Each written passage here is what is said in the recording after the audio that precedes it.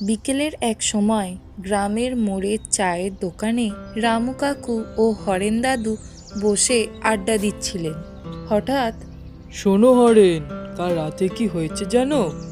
আমার ঘরে এক অদ্ভুত ঘটনা ঘটেছে। আমি শুয়ে আছি, এমন সময় কে যেন দরজায় টোকা দিল। বলো কি, রাতের বেলায়? তারপরে কি হলো? আমি দরজা খুলতেই দেখলাম একজন বুড়ো লোক দাঁড়িয়ে।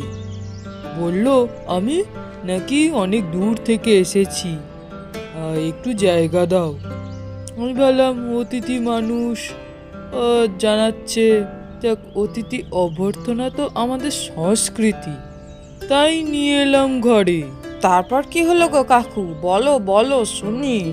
হ্যাঁ, লোকটা বসে একের পর এক গল্প বলতে থাকে।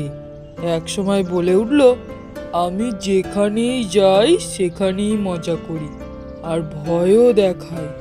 তার কথা শুনে শরীর ঠান্ডা হয়ে গেল। বাপরে! তুমি কি করলে তখন? আমি দর মরিয়ে উঠে বললাম, বাবা তুমি একটু অপেক্ষা করো, আমি চা এনে দিচ্ছি বলে আমি সোজা বাইরে পালালাম আর ঘরের দরজাটা বাইরে থেকে লক করে দিয়ে চলে এসেছি। তাহলে অতিথি এখন কোথায়? সে তো আমার ঘরেই রয়ে গেছে। আমার জায়গায় আজকাল সেই ঘুমায়।